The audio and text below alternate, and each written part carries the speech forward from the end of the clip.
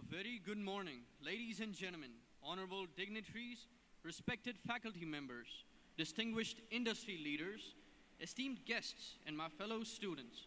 It is our immense pleasure to welcome you all to yet another inspiring day of RIDE 2026 at MIT World Peace University. What an absolute privilege it is to share this room with so many bright minds and distinguished leaders today. They say every innovation begins twice, first in imagination and then in reality. Between those two moments lies a journey of curiosity, creativity, countless conversations. Conversations that challenge perspective, spark ideas, and inspire action. And that is exactly what RIDE stands for. Over the years, RIDE has become more than just an event. It has evolved into a platform where academia meets industry, where ideas meet opportunity, and where young minds get the privilege to learn directly from those shaping the future. I now request the technical team to play the recap video of RIDE 2025.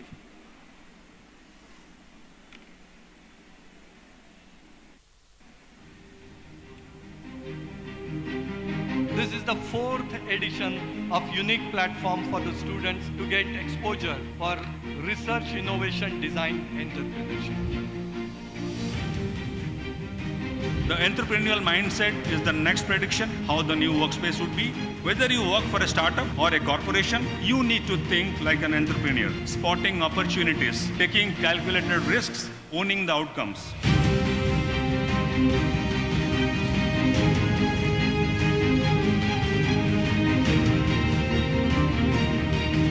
Advanced or super specialization does not have much of a value in the era of ChatGPT and AI.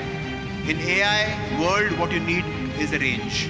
You should be able to talk about a whole host of topics, talk about a whole host of dimensions, and not be very exclusive or being very, very specific. That's extremely critical for all of you. But let me tell you, the world will change faster in the next 20 years. I don't think you will be able to foresee today how the world will change in the next 20-25 years with the amount of information that is getting shared around the world.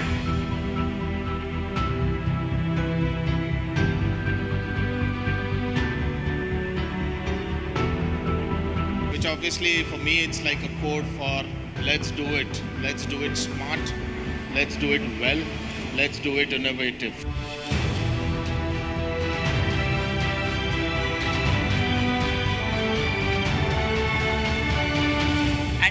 RIDE, if you come up with 100 problem statements, 100 into 10 solutions, that will be a great achievement to celebrate, where you can really make it not only a program, not only academic, but truly meaningful, and you will be contributing to the ecosystem.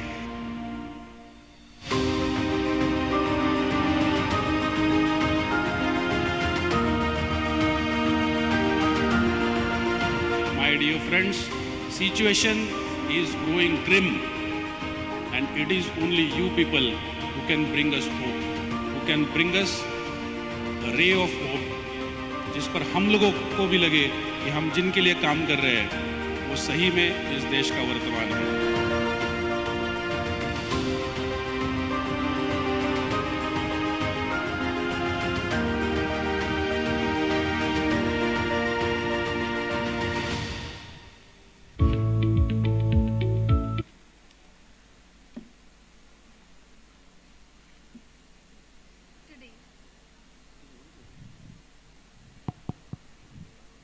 Today, we turn our attention to two powerful forces that drive meaningful change: design and entrepreneurship. One teaches us to understand people before creating solutions, and the other gives wings to the solutions to create impact. Great design isn't just about making something beautiful. It's about making life simpler, more intuitive, more meaningful. True entrepreneurship is never about building a company. It's a conscious refusal to accept the world as it is. When visionary purpose meets relentless execution, a venture ceases to be a mere commercial pursuit and becomes an engine of human progress, transforming ordinary possibilities into cultural momentum and ultimately a lasting impact.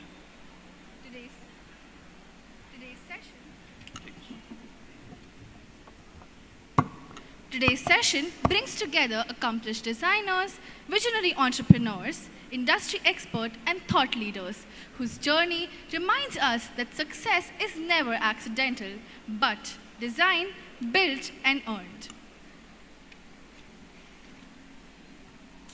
We now request the honorable dignitaries to kindly step forward for the auspicious lamp lighting ceremony.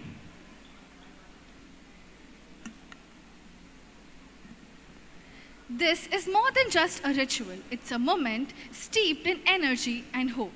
As the sacred flames come alive, may it lighten up our minds and inspire us to pursue design and entrepreneurship with empathy and unwavering courage.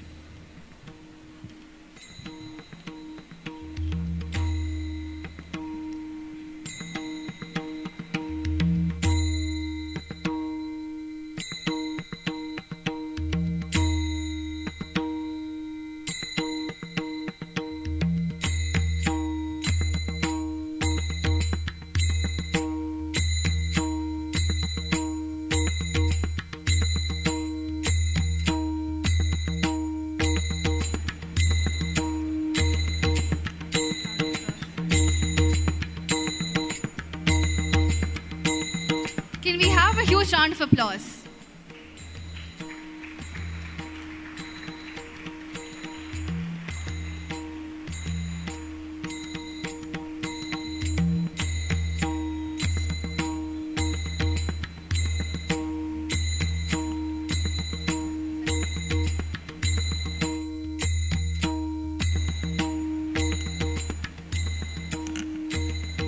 Can I get a huge round of applause? Guys?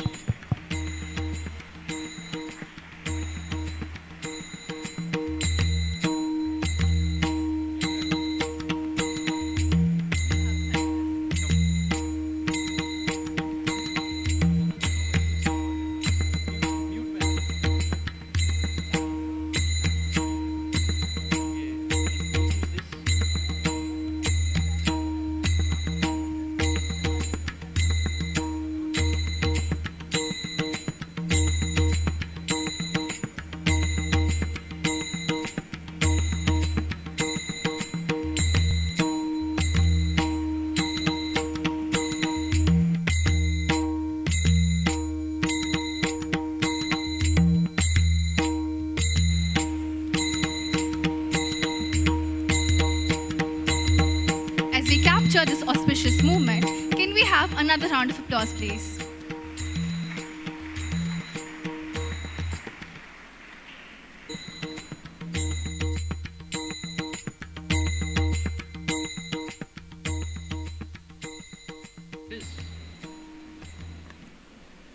May I now request the technical team to play the intro video of RIDE 2026.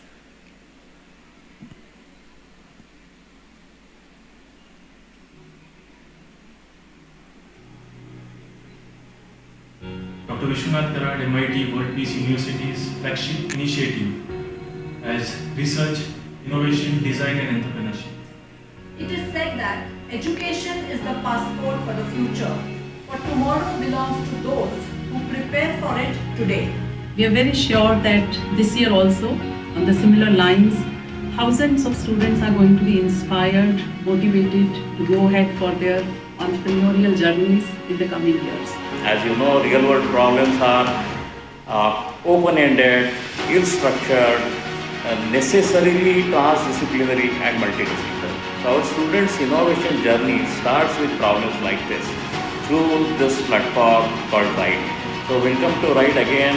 Here you will be meeting your seniors, industry experts, innovation experts. We have taken care that this is not another series of lectures for you. Here you are meeting the people who have been there, who have done it. The problem solving has to happen collectively. It can't happen just by engineering or a liberal art or a fine or economic faculty, School of Economics faculty. So you all have to come together. So that is a vision, my dear friends. I completed my ride last year, and some of my key takeaways from ride was the 4 pillars mainly. So we have the 4 pillars of research, innovation, design, and entrepreneurship. So if you were to look at the first 3 of research, innovation, and design, these 3 are extremely important for any business. I'm really excited about Ride 2026 because this is the first event in the direction of our Mission 2030, which is a startup a day. Ride is an experience by itself, but I think the expectation is that they got to do something in terms of some kind of a product development, at least an ideation of a product, ideation of a service, ideation of something which would help the larger population. Ride has always been a platform which has rewarded everybody who takes privilege out of it, who makes initiatives out of it, who uses this platform as an opportunity. What does Ride actually mean? Ride is the ocean of opportunities. I think it's a great opportunity for everyone to listen to such great speakers come and tell us about how they've been through their whole journey. This year, Ride will start from 5th to 8th August 2026 with the theme Insights to Impact, Understanding the World and Changing the World. If I have to summarize the scope and objective of this program, one of the best is that to bring the best out of you is the outcome and objective of this program. Ride is a credit-based academic program wherein all second-year UG students will be benefited with the journey of innovation through these all 4 days. It is a firm belief at MIT World Peace University that we are training students not just to be job seekers but job providers. Welcome to Ride 2026. All the best for Ride. Welcome to RIDE, Ride 2026.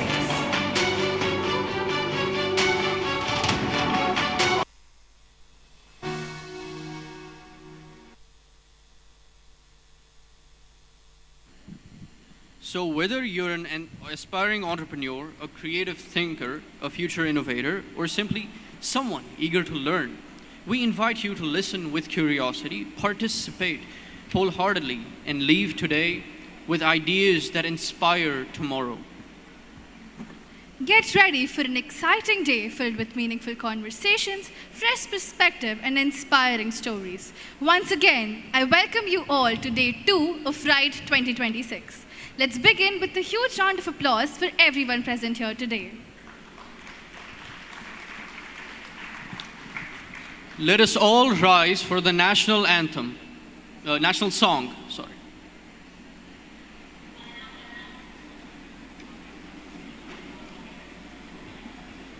Vande Mataram, Vande Mataram. Sujalam, Sufalam, Malayaj Sheetalam, Shasya Shamalam, Mataram, Vande Mataram, Shubhrajyosna Pulakitayamini, Pullakusumita Drumadala Shobhini, Suhasini, Sumadhura Bhashini, Sukhadam Varadam Mataram, Vande Mataram, Vande Mataram.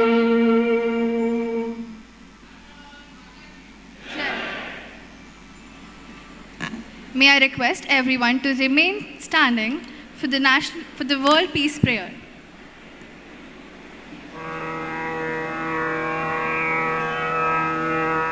Om Namo Diyadya Veda Pratipadya Jaya Jaya Swasamvedya Atmarupa Devatuti Ganeshu सकलार्थमतिप्रकाशो म्हणे निवृत्तिदासो अवधारी बोधी गुरुर्ब्रह्मा गुरुर्विष्णु गुरुर्देवो महेश्वरः गुरुः साक्षात् परब्रह्मा तस्मै श्री गुरवे नमः।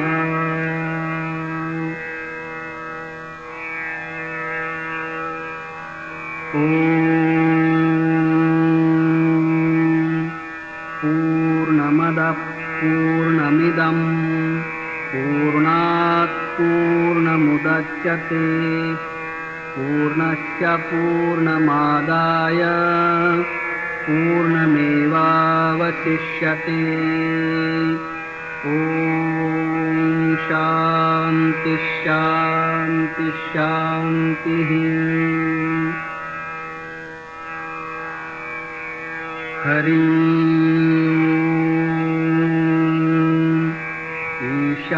ईशावास्यमिदं सर्वं यत्किञ्च जगत्यां जगत् तेन त्यक्तेन भुञ्जीथाः मा गृध कस्यचिद्धनम्। ॐ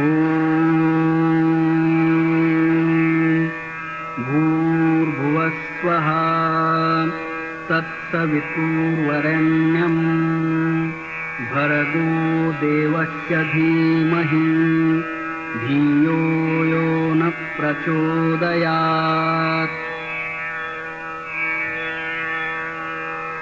सर्वेऽपि सुखिनः सन्तु सर्वे सन्तु निरामयाः सर्वे भद्राणि पश्यन्तु मा कश्चित् दुःखमाप्नुयात्। जो शान्तिः अन्तरिक्षशान्तिः पृथिवीशान्तिः आपशान्तिः औषधयशान्तिः वनस्पतयशान्तिः विश्वेदेवाशान्तिः ब्रह्मशान्तिः सर्वशान्तिः शान्तिरेव शान्तिः सामा शान्तिरेधि। ॐ शान्ति शान्ति शान्तिः।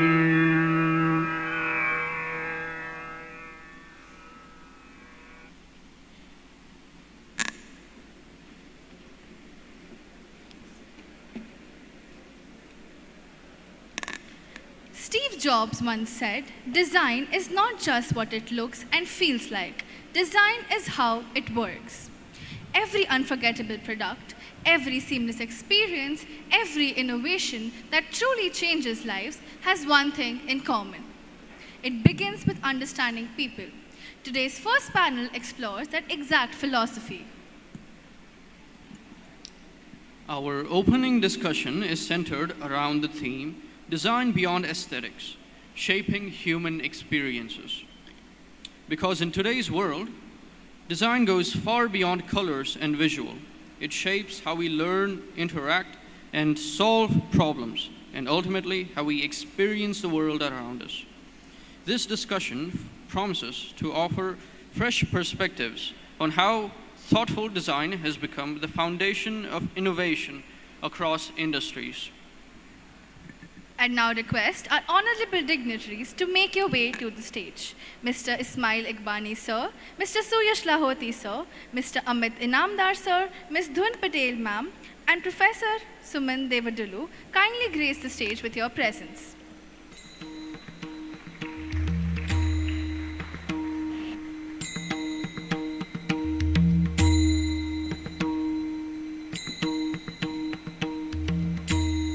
Joining us today are distinguished leaders whose work reflects the power of design in transforming businesses, startups, and communities. Our first panelist is Mr. Ismail Akbani, CEO of AIC Mahindra. As a passionate advocate for innovation and startup incubation, he has played a pivotal role in nurturing entrepreneurs and creating ecosystem where ideas flourish into impactful ventures. As a passionate advocate of design thinking, innovation, and entrepreneurial leadership, his role is to create impact and collaboration with founders, academia, industry, and government. He continues to build robust and impactful innovation ecosystems. Ladies and gentlemen, may we extend a warm welcome to Mr. Ismail Akbani, sir.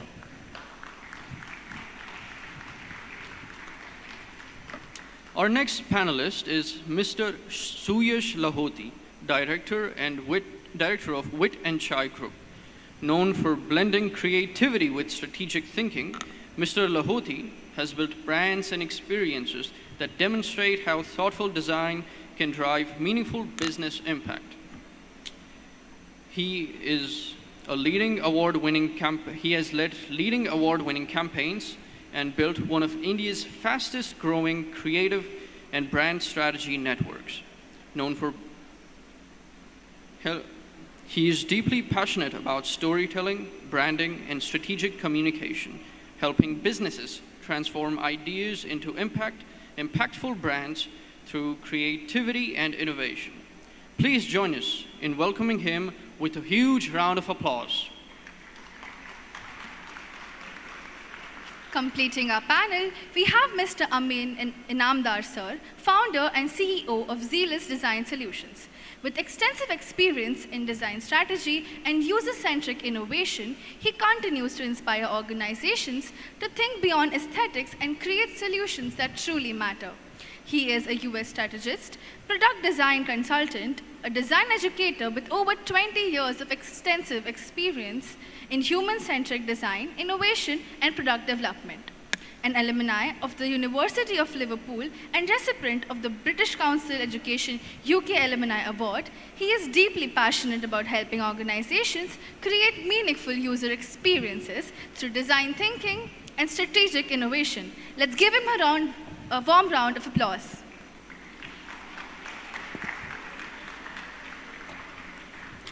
Our next distinguished panelist is Ms. Dhun Patel, co-founder and CEO of Therefore Design and Atta Lifestyle. A visionary brand strategist and a Stanford Seed alumni, Ms. Patel has built her career around helping businesses transform ideas into memorable consumer-centric brands. By seamlessly blending design, research, and strategic thinking, she has enabled organizations to create experiences that not only stand out in the market, but also foster lasting customer relationships. Ladies and gentlemen, please join me in extending a warm ride welcome to Ms. Dhun Patel.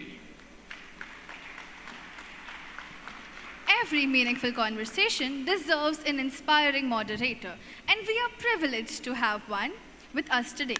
Leading this panel is Professor Suman Devadula, Dean, School of Design, MIT World Peace University, whose work focuses on design-led innovation, sustainability, and design education.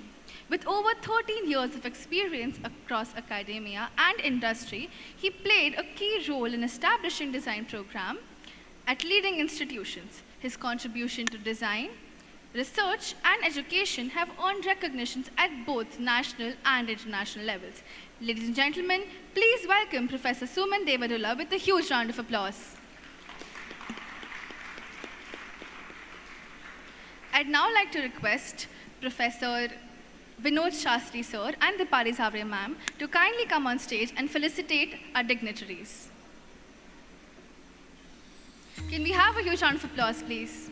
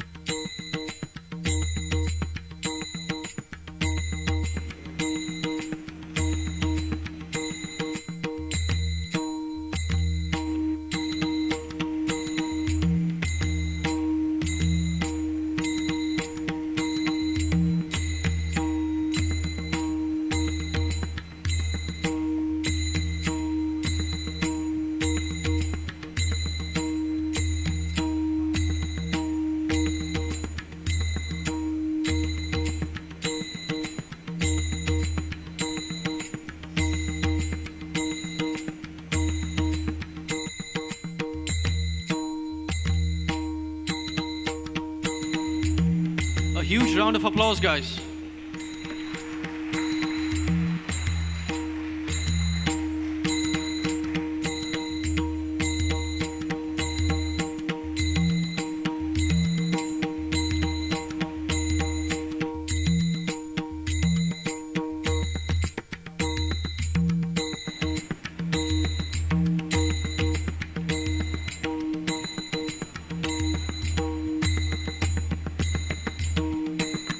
Thank you so much, sir and ma'am. Design influences every aspect of our life, often in ways we don't even notice. The chair we're sitting on, the apps we use every day, the hospitals we visit, or the city we live in. Behind each of these experiences is a thoughtful design. Today's conversation invites us to look beyond appearances and understand how empathy, innovation, and purpose come together to create experiences that truly make a difference. We create this discussion, and we hope that this discussion will leave all of us with valuable insights and plenty of inspiration. Representing the next generation of innovators and change makers, please welcome our student moderator, Afsana Fatima, a third-year student of MIT World Peace University. A huge round of applause, guys.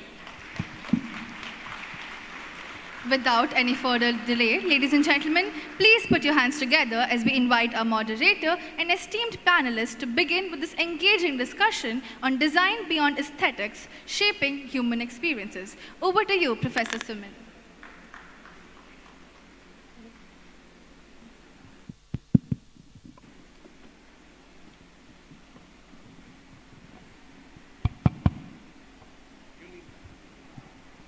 Thank you, students, and thank you also for involving.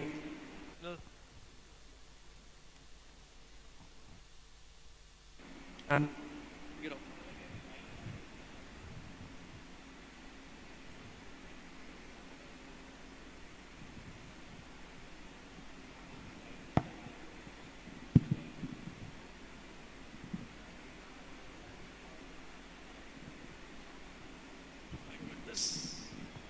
okay, this one's working. Yeah. So, thank you so much for that introduction, students, and I'm glad Afsana, a student, also is involved inside the panel as a student moderator. So, the broad context, students, is that we are a very young nation, and more than the panelists on the stage here, you are the representatives of it, right? And we also have to think about creating more jobs than seeking jobs. I know it seems strange, but this is how it is, and then we are all here to support you. So, in the broad context, the theme of RIDE 2026 is from understanding the world to changing the world. And unlike the earlier years, the acronym RIDE, D is the third alphabet, but yeah, we are in the second day of RIDE, discussing how design and why design is important in getting to a startup a day as MIT World Peace University envisions. Yes, we are envisioning a startup a day, at least even if it's not a day, but 365 startups by the end of 2030. So we really have wonderful plans for all of you to be supporting you inside this entrepreneurship journey with the support of design. So I am glad all the panelists have accepted our invitation and then are here today. So without further ado, designing beyond aesthetics, shaping human experiences. I want to request the panelists to focus more on the why part of this question rather than answering the what or the how. So, and I'm glad to say all of you are looking at young entrepreneurs and their experiences in this connect will be really, really helpful. So may I start with Dan? Please, over to you, Dan.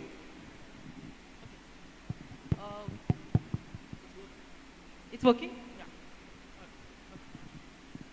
So it's a very interesting discussion, right? Why go beyond the aesthetics?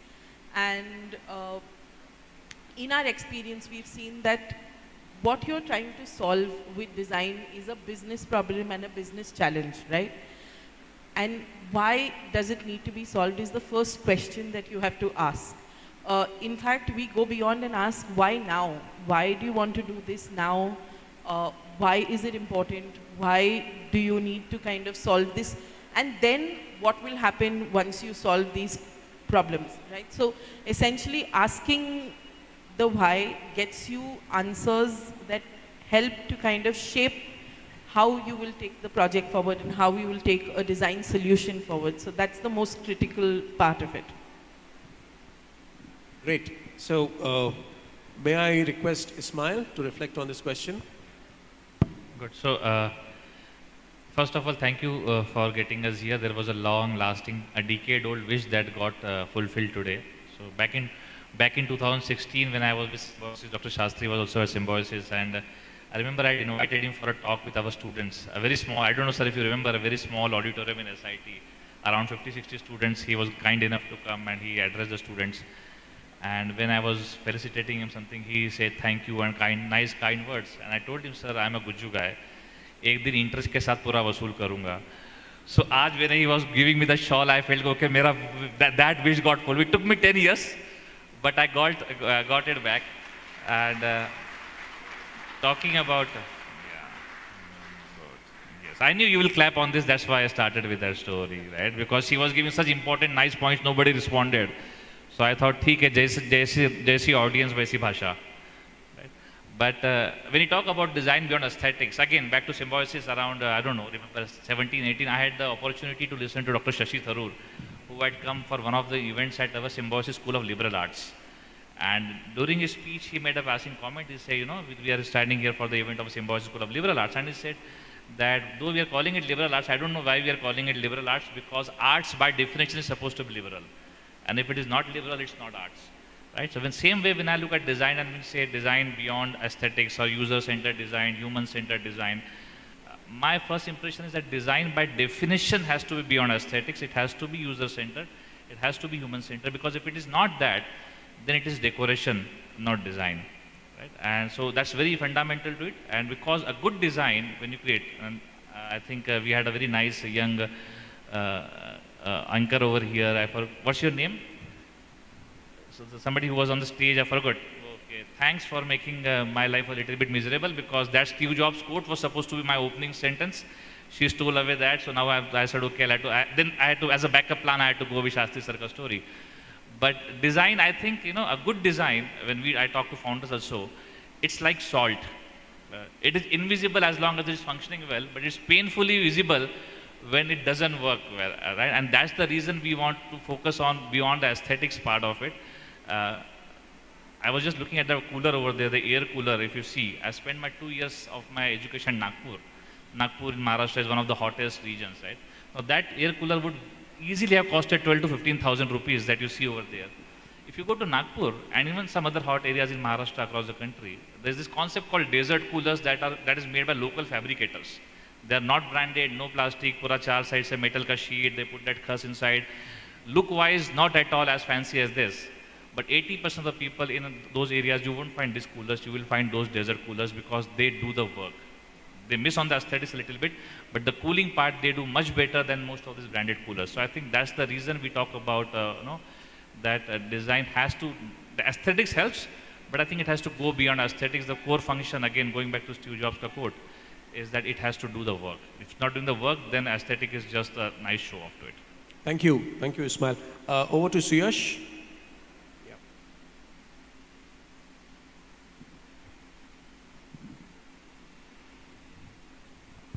Yeah, now it's on. Yeah, so I think I agree with what Dhun and Ismail said.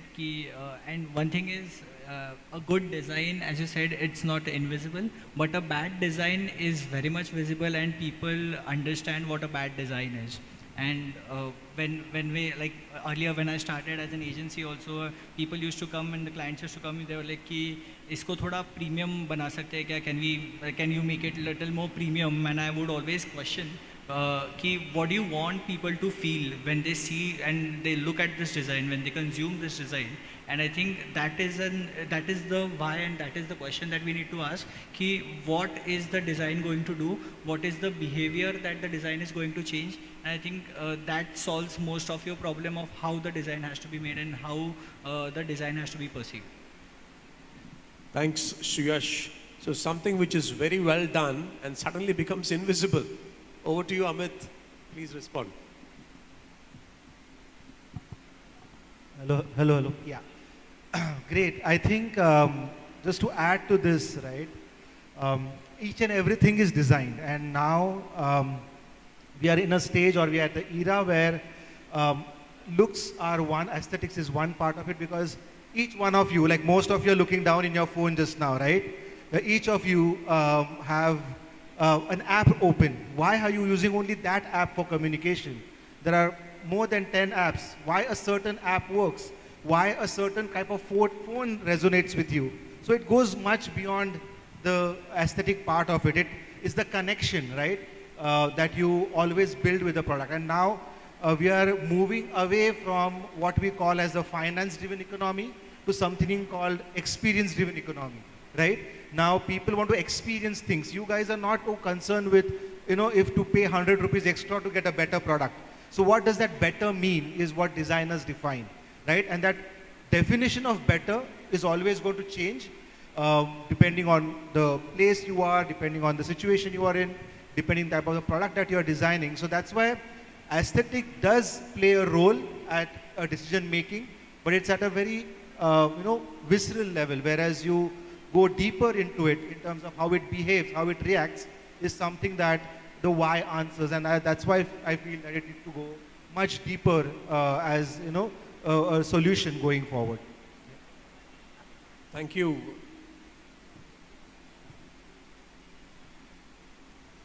Can you hear? Is it audible? Yeah. So thank you so much, everybody, for the clear definition on what design is apart from aesthetics. So we've gotten much more idea on what exactly it is, because we have gotten multiple definitions on what design is, and also we've also gotten a gist on what bad design is, and also the examples that you've given along. So this question to Amit sir: how do you define a good design on something, how it looks and what it truly makes it work for the people? How do you define a good design, sir? Okay, the first thing I feel, the word good is relative, right? Something that is good for you may not be good for someone else. So when we say what is a good design, there are a lot of layers that we need to unpeel in first place. That is it contextual? Is it solving a problem? If it is, right? How is it, helping the person in his or her life? So when we define a good design, we don't just look at the product or the service that is there, but the impact it makes. And I think that is the key thing that as a designer, we always are trying to evaluate the impact. It's not just about how many are sold, because even for a lot of products, and I'm sure you guys, most of you guys have bought a lot of products which you thought were interesting, used it and then chucked it, right? What stayed with you, what design is, right? It may not be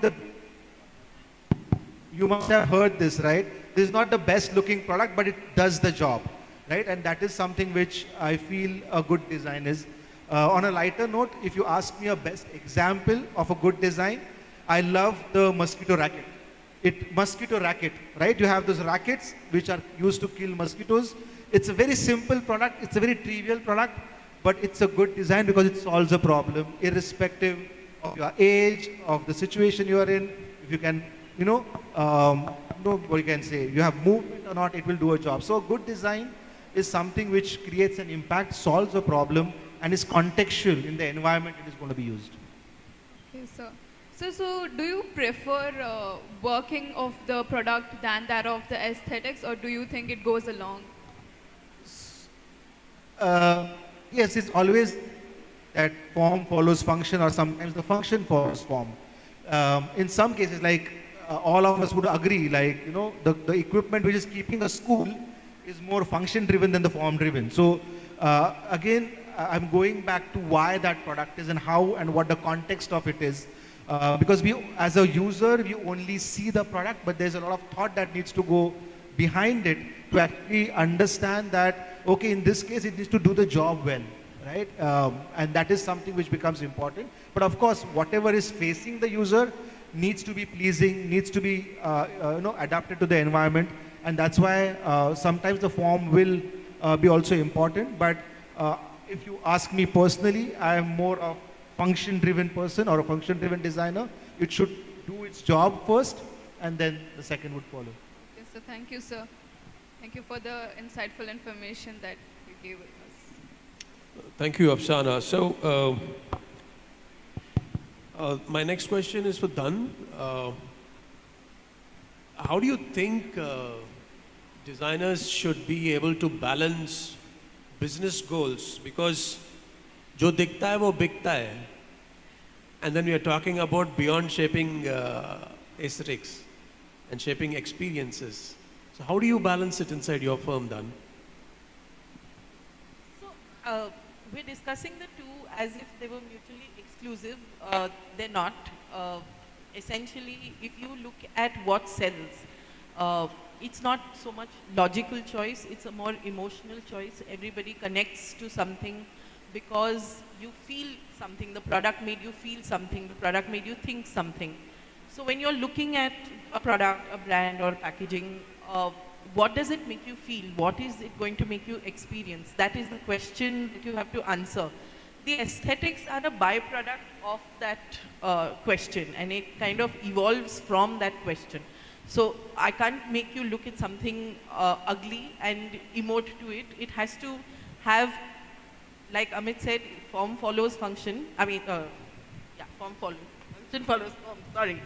But what emotion does it help you to kind of generate? That is equally important, and that is something that we focus on. And I think the aesthetics are an outcome of that. So I would argue that it's not mutually exclusive, but what you prioritize is what is important. Thank you so much. Over to Ismail. If you have to think about the role of research inside design and creative work, what would you respond? Yeah, and thankfully you're giving me a question on which I can speak the entire day. Right? But to me, I know. I've been on that chair quite often to understand your pain point. Right? But to me, when I normally talk research into the context of design and startups is a phase where you find out that you are just about to solve a wrong problem, right? And that's the core of research to me. That you have to, and we've been working with so many startups at the incubation center and beyond that. And one thing I see a lot of founders, a lot of early stage innovators, when they come up with something, some idea, and then they go back and say, we have done user research. What they've essentially done is user confirmation, right? It's not research, right? And that's very important role it plays because as we have been discussing so far, and Amit also mentioned about design being a means to solve certain jobs for the user, right? So unless I understand the user very well and what are the jobs they require, and again, if I go into depth, there are layers to the job. There's a social job, there's an emotional job, there's a functional job. But unless that I have a better understanding of all three layers of this job, right, I may not be able to come up with a solution that the users want. And I read a quote once that a lot of bad design solutions that we get is not because of a wrong solution, it's because you are solving the wrong problem, right? And so normally tell my founders that a bad problem, no matter how wonderfully solved, still does not help. Right? So just to give a quick example, I go to a doctor with a headache sometimes, I got a headache, it's just because of some cold and flu. And he gives me very amazing medicine for migraine, right? That doesn't help me. All that I need is a basic Sharidan or Crocin on that point, right? So that's what the role of research plays. Thank you so much, Ismail. Actually, your example reminded me of another example, again from the doctor. I mean, nothing demeaning about doctors. So if you go for a problem with itch, the solution is not longer nails. It is about removing the cause of itch. So Amit, on the question of why we miss understanding that spending sufficient time on defining the problem or redefining the problem? Can you please throw your reflection, particularly when it comes to designing beyond aesthetics and shaping human experiences? Okay, very interesting, right? Why we need to really define and redefine a problem? Because first, I feel we need to learn to identify the right problem. We are never taught it in school. How many of you have, had an exam where you had the answers given and you had to write the questions, right? We were never trained for it. Even our brain is not trained for it. Our brain is more solution focused. So what skill a designer would actually carry is about honing the skill of not just identifying a problem, but identifying the right problem. And usually it is not in the first go, right? In schools, the first kid always, first who answers the question always is the teacher's pet. Whereas in design, the most well thought problem statement is the teacher's pet, if I can put it in that way, right? It's not about the time, it's about the effort that you take in to identify what you are doing, how you are doing it, or a question in the first place. Is it contextual? Is it required? And as other panel members have said, right? Have you spent enough time understanding where there's need of this problem or not, right? Also, where and how it is going to make an impact is something which makes it very, very important to keep on iterating it so that we are coming to a point where we are able to go deeper into it and understand that, yes, this is the right problem to solve it. And as we say in design, a right problem identified is 70% work done. Because once you have the right problem, then finding an answer is much more easier because our brains are tuned to it. So I think that's the main reason that you shouldn't just stop and be happy with what the initial problem comes in, but go deeper into it to really contextualize it, iterate it, and then validate it, whether this is the problem you should go ahead with. Thank you, Amit. Thank you for throwing light on something which is non-glamorous. First of all, it's a problem. And then we are talking about identifying it. And then we are talking about defining it and redefining it. As we speak, we have our Honorable Vice Chancellor sitting here, Professor Datta Dange, and he has spoken about problem identification, problem formulation, and reformulating it being very crucial several times. I'm glad we are realizing not just that a problem well identified is half solved, but as Amit put it, a problem well identified is almost 70% solved. Now, if you're thinking that this is not design, it is the design process which is human-centered. So, my next question is to Suyash. Suyash, can you please let us know of any project in which a decision that you have taken, a design decision, has mattered a lot for trust? Yeah. So, talking about a specific project is something that I am working on right now as well. That is, it's an e-commerce brand.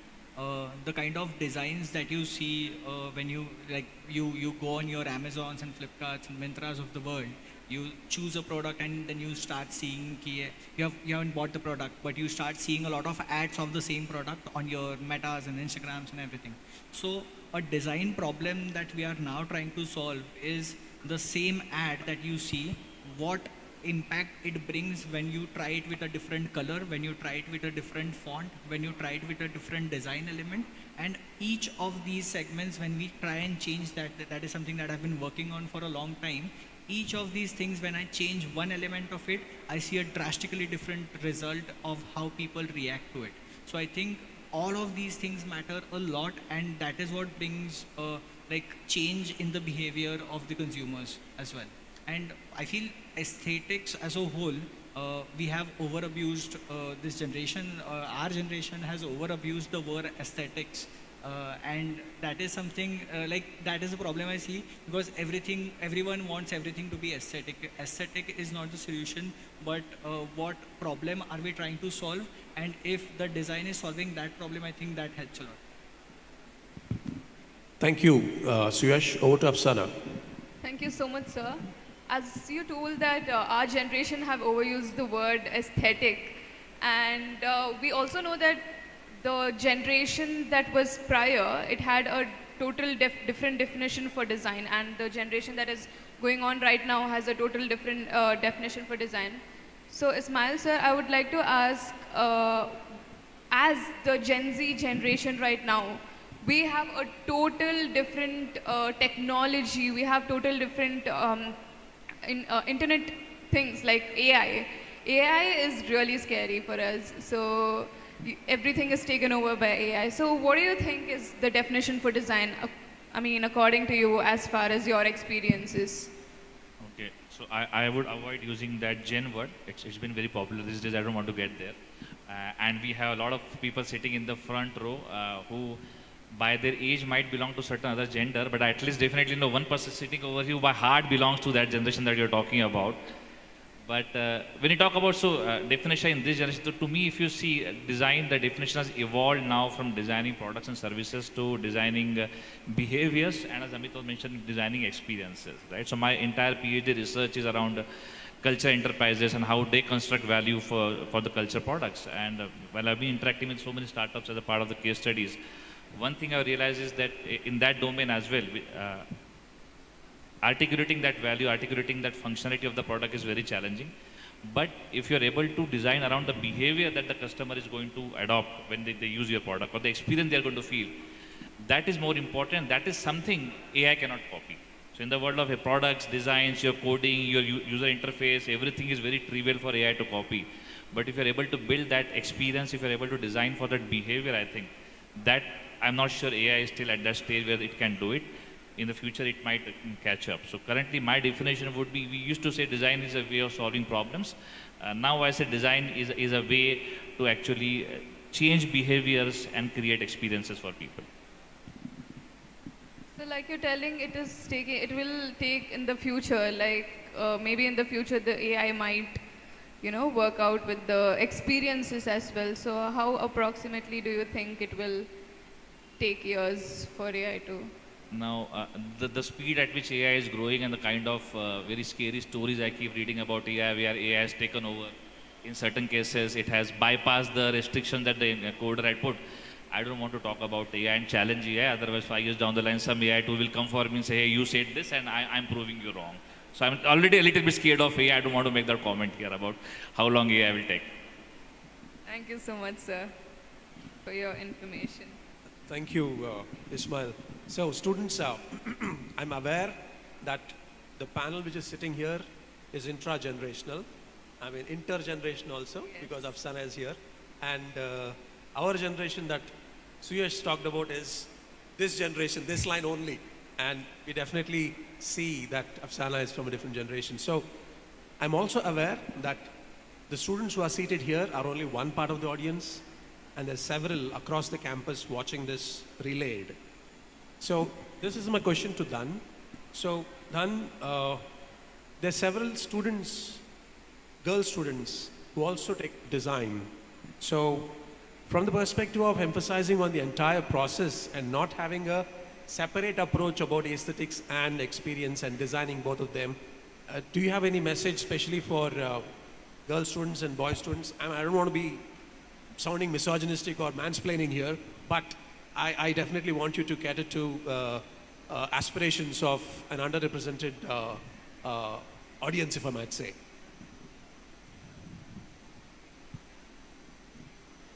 The gender problem is an interesting perspective. I think what is interesting about the process of design is that, when you look at careers, many careers are traditionally male-oriented or female-oriented. I think design breaks down those boundaries beautifully. So, Professor Suman was just saying that 65% of the students are girls here. And I was saying that that is the proportion that we also have in our office. In fact, the boys get bullied a lot in our office. So, essentially, I think there is a huge breakdown of barriers in the industry, and that's happening across disciplines, but you see it much more in design. From the perspective of a career trajectory, I think what is interesting is that there is a lot of flexibility and openness. I think design evolves with the context really beautifully. The whole aspect of problem solving, as the problems change, the solutions that are required change, and it adapts. Of course, we take our time. As humans, we take our time, but the discipline itself is so flexible and has the potential to adapt with every challenge that you face. That is what excites me about the potential of design in the future, that it will kind of evolve with this evolving context. And no matter what, there's always an opportunity to kind of create a solution and solve a problem. Thank you, Dun. So, thank you so much for that response about design as a process being very inclusive. Yeah, so as the faculty moderator of this panel discussion on designing beyond aesthetics, it's my honor to be summarizing what we've discussed today in the interest of the students present here and present online. So, we spoke about aesthetics and experiences, and designing for them is not separate thing. They're not separate things. We should take it integratively. Amit mentioned about form follows function. So something which is well designed by nature takes care about the aesthetics also, because it's a significant part of the human experience. And it is just not jo dikhta hai wo bikhta hai. It is beyond that, as Ismail has identified, about how well done research goes a long way in identifying the right problem to solve, rather than just anything and then finding out later that it is not indeed the right thing to be doing. And thanks to Yash to be pointing out to how the small changes, which even appear as nudges on websites, make a huge difference in how emotional experiences of humans matter and then matters to businesses. And thanks Amit also for elaborating on why emphasizing on problem definition and reframing the problem definition as part of the design process is so important for a human-centered approach, not just for aesthetics, experiences, and both of them integratively so. Thank you so much, panel. Thank you for today. Just to close it up in one sentence that I think most of the people will remember and carry, and sum it up. So aesthetics will lead you to the first date. The user centricity of design will lead you to marriage.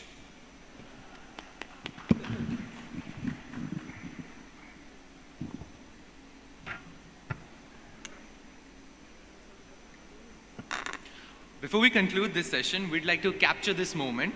May I request all our distinguished panelists to kindly be on stage for the group photograph.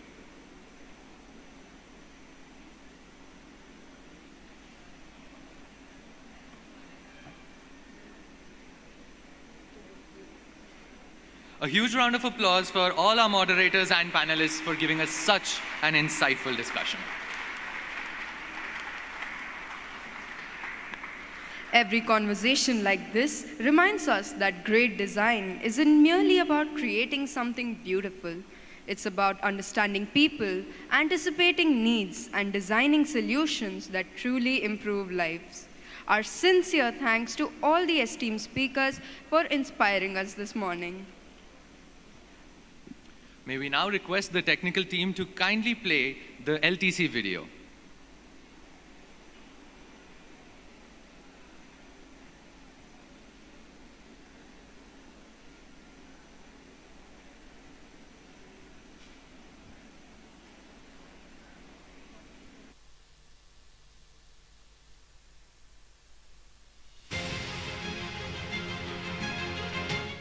Today's youth lives in a strange paradox. Surrounded by consumerism, constant comparison, and pressure of social media, they appear confident and successful on the outside, but inside, many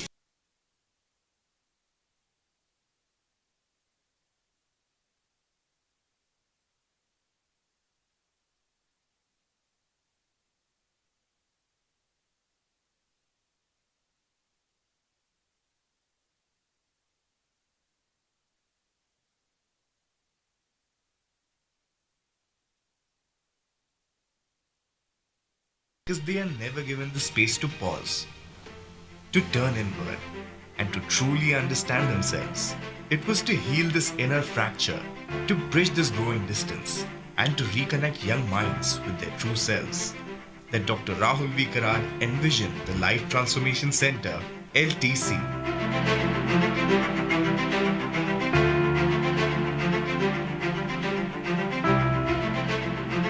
This vision is deeply inspired by the life values of his father, Professor Dr. Vishwanath Karar, and his mother, late Urmila Tai Karar, where education is not merely about building a career, but about shaping character, balance, and human sensitivity.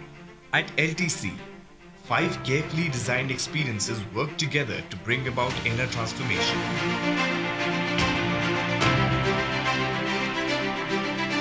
Time spent with nature and the soil teaches that life is not about haste, but about patience and growing. Sports and fitness reconnect young minds with the energy they had forgotten. Through teamwork and leadership, students move beyond ego and discover the true strength of collaboration. True patriotism reconnects them with their nation, their roots, and their identity. And spirituality introduces them to inner stillness, a rare and powerful gift in today's restless world. As these experiences unfold, quiet transformation begins. Inner conflicts start to settle, the noise within grows softer, thoughts become deeper and more conscious. Students begin to understand themselves, not just from the outside, but from within. घर पे सब कुछ बेहद आसानी से मिल जाता था, यहाँ पे सब कुछ खुद करना है, तो वो सारे टीचिंग्स के लिए काफ़ी थैंकफुल हूँ मैं, हमें यहाँ पे लाया और ये मौका दिया कि हम सब कुछ नया एक्सपीरियंस कर सकें। हम लोग हमारे खुद के रूम्स ही डेली बेसिस पे साफ कर रहे थे, वॉशरूम साफ कर रहे थे, and that creates a positive impact on our surroundings as well as on our mindset. And when the journey comes to an end, there is a new light on their faces, a glow that comes from inner clarity. They no longer look only for a career, they seek direction. When I did agriculture, I went to the fields and I saw what farmers go through every day just to make grains to our plate. I was really grateful, I was really thankful. जैसे ही हम लोगों ने phone submit करे, हम लोगों को पता चला कि डिजिटल लाइफ से बाहर निकल के भी, अपने कंफर्ट जोन से बाहर निकल कर, there are many things to do. हम लोगों ने सोशलाइजिंग की, हम लोगों का जितना पोटेंशियल भी नहीं था, उससे ज़्यादा हम लोगों ने दिया. They don't just chase jobs, they discover purpose. Their confidence becomes steady, their decisions more grounded, and their professional lives reflect a new sense of balance and strength. In the end, they don't just feel that they have changed, they realize that within them always existed a bright, capable, and courageous self, one that has now finally awakened.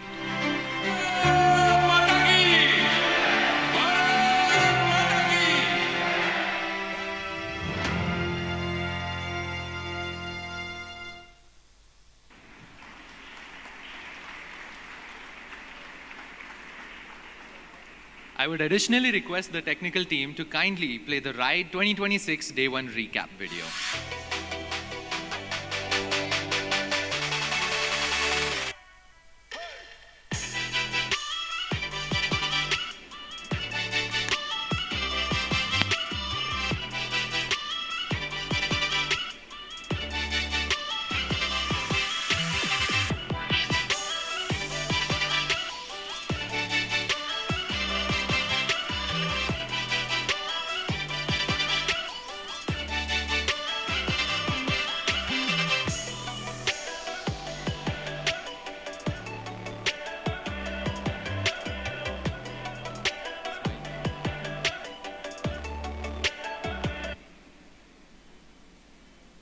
If design teaches us how to create meaningful solutions, entrepreneurship teaches us how to bring those solutions to the world.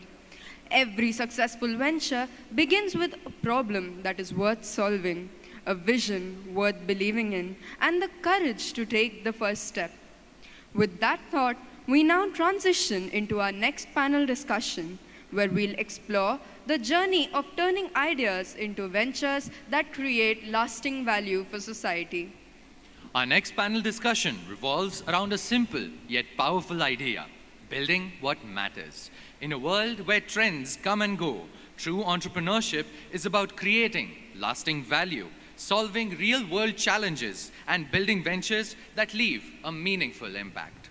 Today, we have among us distinguished leaders whose entrepreneurial journeys continue to inspire countless innovators and changemakers. I'd now like to request our honorable dignitaries to kindly make your way to the stage. Mr. Manish Mathur, Mr. Roland Fernandez, Ms. Sucheta Deshpande, Ms. Swati Shivshankar, Dr. Urvashi Makkar, and Mr. Advay Shinde.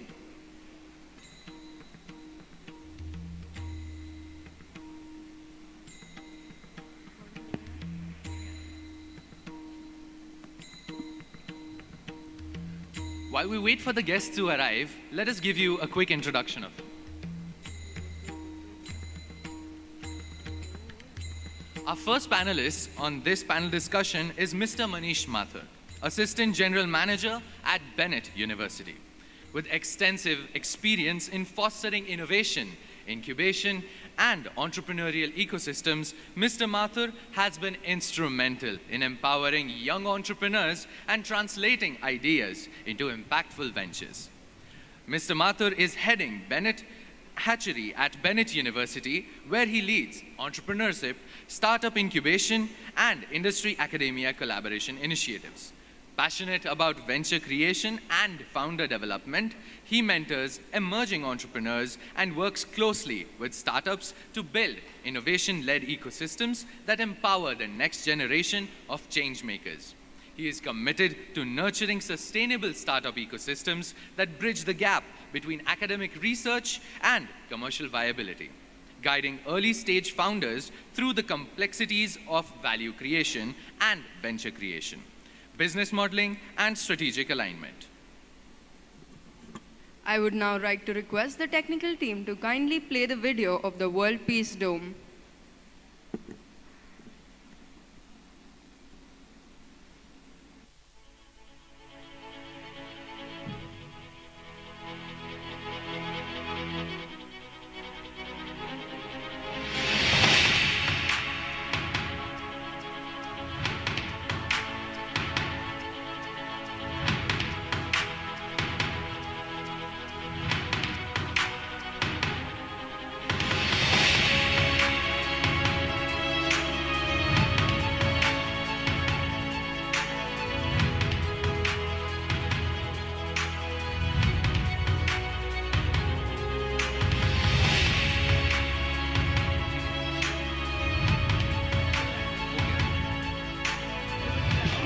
इक्कीसवीं शताब्दी में मेरी भारत माता विश्व गुरु बनने की काबिलियत रखता है.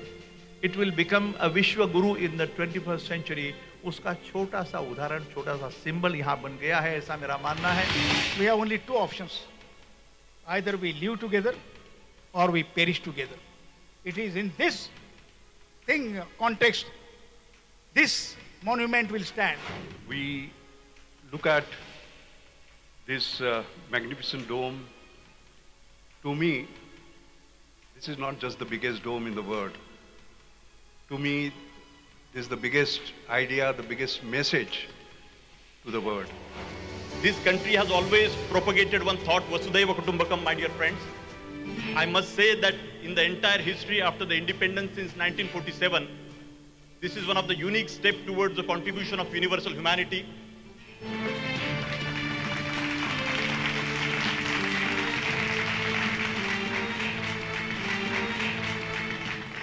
I appeal to the Vice President and Honorable Chief Minister to recognize this World Peace Dome as a structure of national and global importance and support to promote it in such a way that it evolves as one of the prominent tourism destinations of the world. We should remember and respect like Professor Vishwanath Karat and millions of people like that, and remember the great service they have done. They should be remembered forever. That is also equally important for all of us. This is the message of this.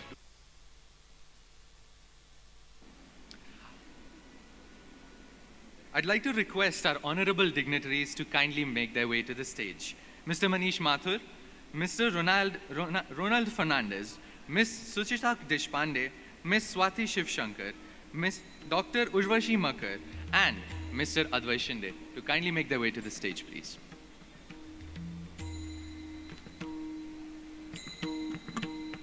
Ladies and gentlemen, may we please now have a huge round of applause as the dignitaries make their way to the stage.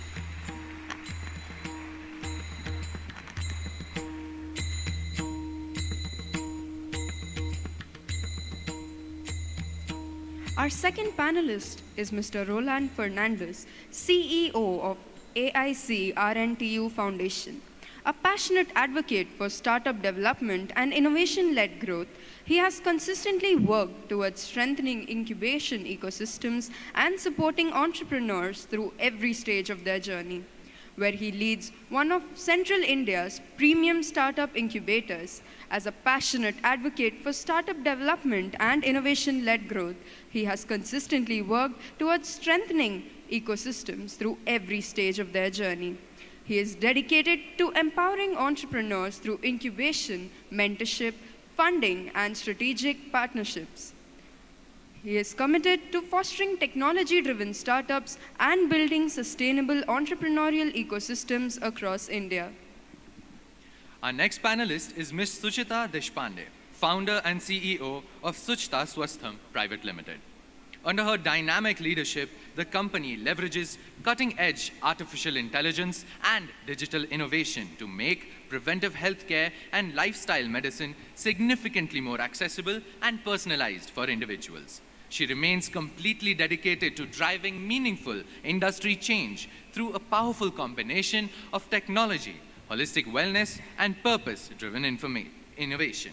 Ladies and gentlemen, put your hands together for Ms. Suchita Deshpande.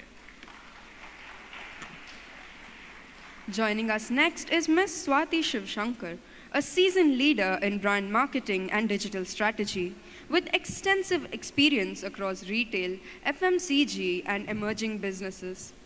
Driven by a passion for storytelling, customer experience, and data-driven marketing, she has led award-winning campaigns that beautifully combine creativity with business impact.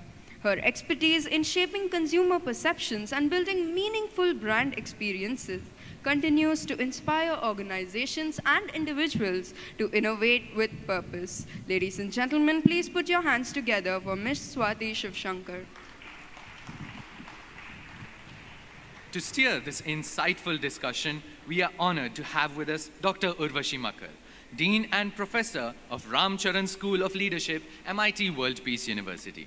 An accomplished academician and an inspiring leader, Dr. Makar has dedicated her career to nurturing future-ready professionals and visionary leaders. She holds a PhD and an MBA in marketing and has domain expertise in customer relationship management. Ladies and gentlemen, please welcome Dr. Urvashi Makar with a huge round of applause.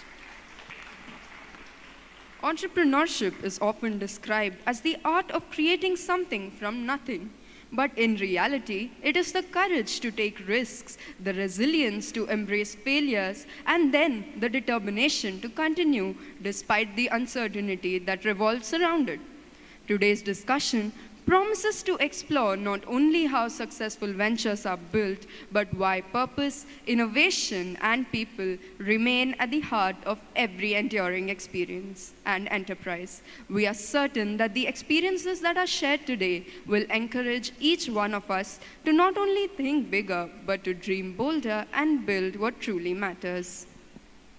Representing the energy, curiosity, and aspirations of MIT World Peace University's student community, we are delighted to welcome our student moderator, Mr. Advai Shinde, founder and president of Student Club BizTech. Let's cheer them on with a warm round of applause as they take the stage.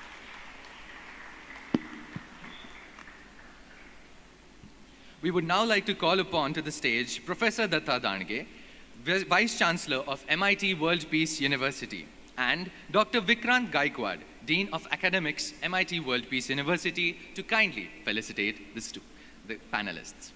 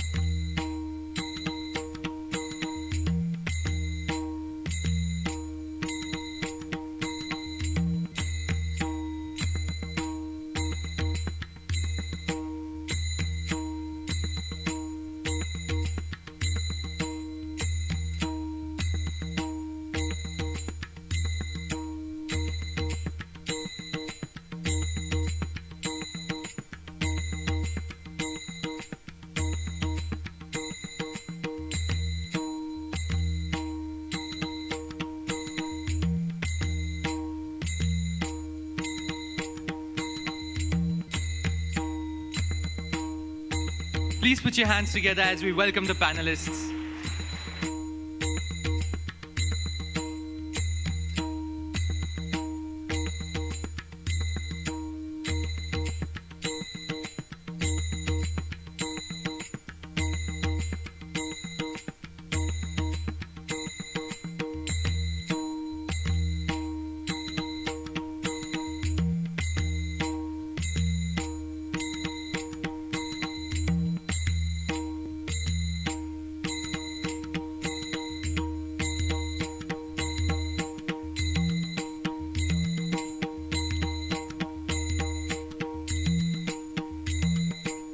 Let us keep the applause going.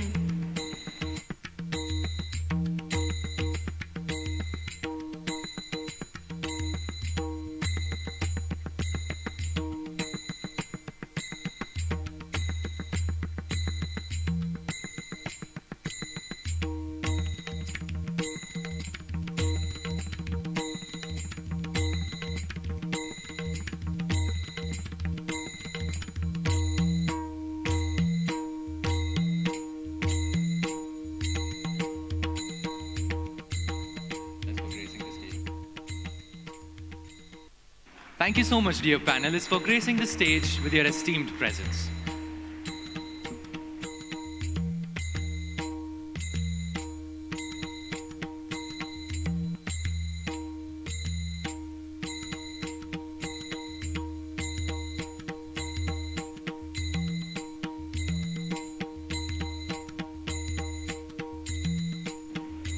Now, without any further delay, please put your hands together as they begin the discussion on the topic Building What Matters. Over to you, Dr. Urvashi and Advay.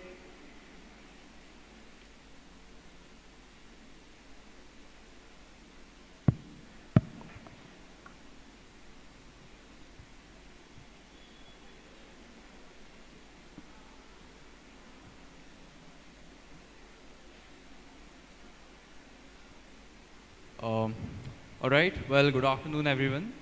So we'll quickly commence with the session.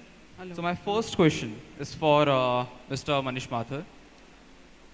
So you reposted a founder's line saying that teams are using ChatGPT in one tab, Claude in another, and calling it AI adoption. So we replace the entire workflow, right? That is what most of the teams are claiming when it comes to AI. So when you've been evaluating a startup pitch today, how do you tell the difference between a team that's actually rebuilt a workflow from scratch around an AI versus the one that's only, bolted a chatbot onto what they were already using? So how do you differentiate between newer innovations in particular startups as compared to using AI or technology as a simple wrapper and calling it innovation? How do you differentiate between that? Okay, so that's a very interesting question. We should first of all embrace AI. We should not say that they are helping only to take the shortcuts. Primarily, if the startup is coming up with a solution which is actually changing life of their target audience. So a couple of things that we see primarily is whether they use AI or they don't use AI. But are they focusing on the target audience? Are they focusing on bringing the change, solving the problem that they have identified for their target audience? So that's how we go ahead with it. And it's very evident. I mean, if somebody is just trying to present as somebody who is their target audience, it's very evident. So that's how we go for. And we are okay with using AI as a technology. All right, all right. Yeah, all right. So my next question is for Mr. Ronald Fernandez here, right? So it's about early stage investments and angel investing, right?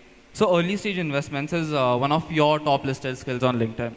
And what's the smallest sign that you look for before you invest in a particular venture? Or let's say writing a check or recommending someone. So what are some telltale signs that would describe an organization that is efficient at what it does or what it claims to do? Okay, so in early investment, so financial data is not available. So in early investment, we typically see the individual. I mean, entrepreneur is the most important thing in the entire this thing. when we invest in anybody, entrepreneur himself is the most important component in that. So first of all, we see the entrepreneur who is starting the business, the kind of problem they are solving, how big is that problem, and whether they have got some unfair advantage in solving that problem. So like, typically I see people starting tech company but have no knowledge in tech. That's not, you should have a team which has a commercial person in your team, or should have a tech person in your team. You should have some unfair advantage. You should have some knowledge or exposure to that particular domain or field wherever you starting your business. So first is entrepreneur. Second, the kind of problem they are solving and how big is that problem. This is what we see when we are investing at early stage. Right. So it is mainly focused on scale. It should have potential to scale. Right. As of now, they may be very small or a very initial stage, but the problem should have potential to scale in future. That's what we see. So as I always say, मेरे घर के बाहर की नाली खराब है. That is my problem. If I am solving that problem, nobody is going to pay to me. But if I am solving some problem which is big enough, which is a problem of the entire state or the country or the city, if that kind of problem you are solving and you have right knowledge or skill or exposure to that particular problem to solve that problem, that's what we see in a startup. Yeah. All right. Thank you, sir. Well, Advay, I will take this question forward. No.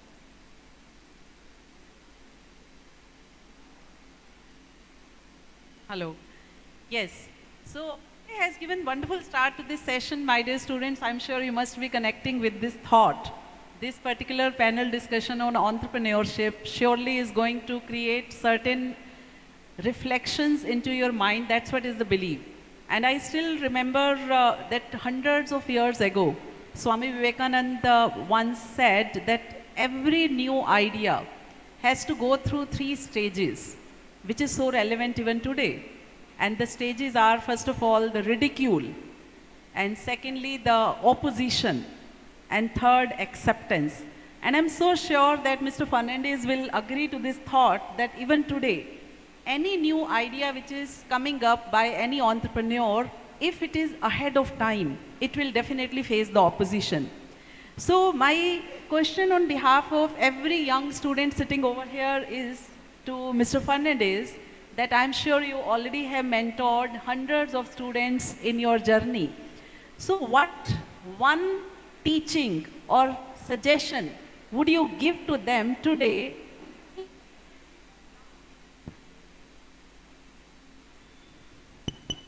Yes, which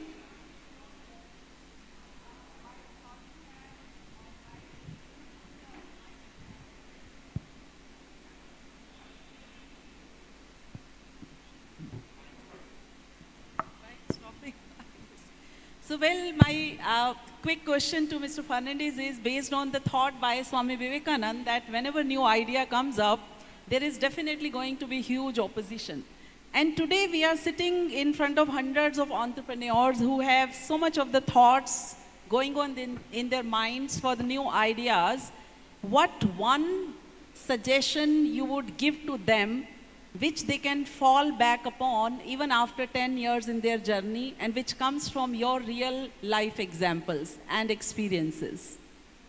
Hello. Yeah, so as a,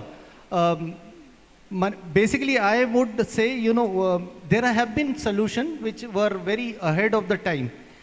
But my opinion is that you should see what is requirement, what is the demand of the market. You should base your problem on that. So if I give you an example, how many of you have heard about Google Glasses? You heard? It came and it went. It was technologically very advanced idea, but perhaps it was very advanced idea. It was, market was perhaps not ready for that idea. So if you want to run so you could be a innovator or you could be an entrepreneur. If you want to become an entrepreneur, you have to solve a problem which is big enough, as I said earlier. So Google perhaps solved that problem which was not existing. So my suggestion to all the youngsters is, do not build something thinking that it could be successful. Go out in the market, study the market, see how many people actually require that, and solve the problem which market requires. Don't solve something which you feel it is good. And I typically see a lot of engineers doing this. How many engineers sitting here, or all management students? So engineers are there, okay, good. So I've typically seen with engineers, they build something and they fall in love with their solution, without thinking whether the market requires this or not, their solution is required by the market or not. So my suggestion, if you want to build a successful business, is just don't Google, go out in the market, see what is required by the market and build solution around that. Then only you can make a successful business out of your problem. So not just which is something which you are good in, just study what market also requires. That is really important to build around. So thank you very much for your insights. Of course, I remember that when 2008, Airbnb was launched, it was ridiculed, of course. The idea of having a stranger sharing a bed in your home was ridiculed in the market, and today it is a $1 billion company, Airbnb, having the presence in 147 countries all across the world. So I'm sure that our students are going to have a lot of inputs from these guidelines. So going further with the similar dilemma which they might also be facing, I'm going to Ms. Sucheta Deshpande ji, and I'm sure with her lineup of the experiences which she is having, I would like to ask one question that purpose-driven entrepreneurship. Obviously, we are talking about what matters is really important to be understood by the stakeholders and of course by the entrepreneurs. So purpose-driven entrepreneurship often face moments when they must choose between the rapid growth and staying true to their mission. Sometimes this dilemma comes that what is the growth versus the truthful journey. So have you ever encountered such a dilemma, and how did you make the decision to go ahead during those dilemmas? Okay, great question. Thank you, Urvashi ma'am. First of all, very good afternoon, everyone. And it's wonderful to be here at MIT once again. As much as I share my experiences here, I always get to learn from the students, bright students from MIT all the time. So thank you. So it's a great question, Urvashi ma'am. Of course, when I started entrepreneurship doesn't start with an idea. It starts with a problem. And you know, when I found out a problem after surveying thousands of people, that problem never left me. It stayed in my mind, and that became my purpose. So Asha asked, you have to have a purpose. You know, of course, to start a business, to run a business, funding is required, technology is required. We are into technology business, and of course, funding is required. But unless you have a purpose, unless you have a belief in what problem you are solving, even if you are able to touch one soul in the entire crowd, you know, your purpose is fulfilled. So that's why having a purpose is really, really important. While building something, many times you feel that, no, this is it. I'm not going to do it anymore, or this is the challenge which I can't solve. But I guess being a national Kho-Kho player myself, you know, sports has taught me so many things, you know, resilience, endurance, having failures, you know, fail 100 times, but then you know how to get up and overcome those challenges. So that's the experience I would like to share with all the students, and just keep going, be ready for the failures, be ready for the challenges, and I guess you will get there. Thank you. Thank you very much. Over to Advai. You would like to ask next question? All right. So I had a few trailing questions as well on Am I audible? Yeah. So you went from being a CEO at Ethos to the founder of Swastham, right? So what were some challenges that that you faced while going from a pretty high position to a founder, right? Where you have to basically start from scratch, right? Where you have to figure out a lot of way on your way there. So what were some challenges that taught you the most going from a CEO to a new founder? Again, what's your good name? Advai. Advait. So it's a great question again. So instead of challenges, I would call it a learning journey, because the entire life, I feel it's a learning journey. So when we started our previous company, I performed each and every, I started with giving a glass of water to people. Then I shifted to HR, administration, then marketing, making a brand of our company, then sales, customer success. So I guess every role in that company was preparing me to be a founder for the next one. And it's not easy, but taking that experience, overall experience for last 13 years in previous company, it taught me a lot, because when you become a founder, one day you are a CEO, one day you are administrator, one day you could be a sweeper also. So you have to be ready for all kinds of work. You have to be ready for finance, marketing, customer success and whatnot. So you have to have that learning urge in you. And I guess that's the journey that you will have to go through, and it's amazing that what you get after that journey. So I'm just happy with whatever I'm getting to learn, and it will continue as I Thank you very learn much. many things. Thank you, thank you. It's really insightful, and it's very rightly said that the future is not created in future. And if we have to create future, undoubtedly we have to start working today. And definitely when we go back to the journeys of the big conglomerates today, the startups which have become you can say household names. Today if we talk about Tesla with such a pride, one of the most influential automobile company, when it came up with the concept of electric vehicle, no one believed them. They ridiculed the idea, of course. And today, every single automobile company definitely is coming up with the huge investment in the electrical vehicle category. So I'm sure that you have connected with the thought, Ms. Sucheta ji. Thank you very much. I would be coming to Ms. Swati Shivashankar, and with her experience in the marketing domain and having a huge startup experience with her at such a young age.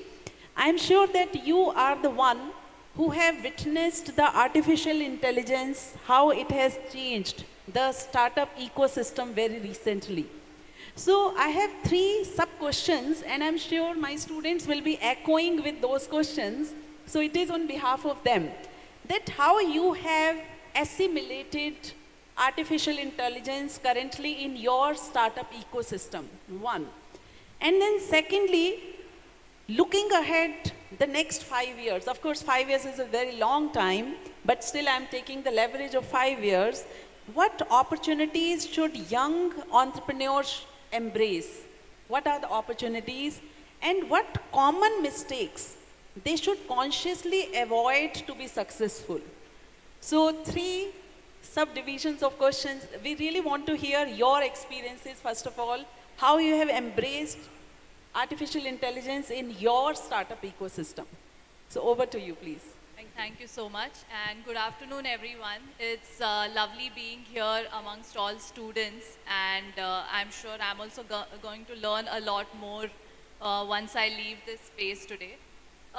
Just taking each of your question one by one, talking about artificial intelligence as to how we have embraced it or how we use it in our startup ecosystem. Definitely in multiple ways. One is, coming in the whole space of marketing, in the whole space of creative brand building, etc.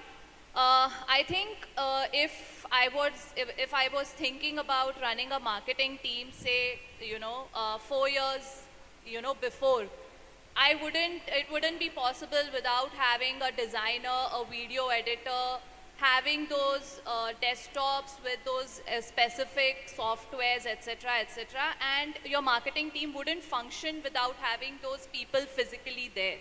But today, I think with the entire AI coming in space, the whole speed, the whole,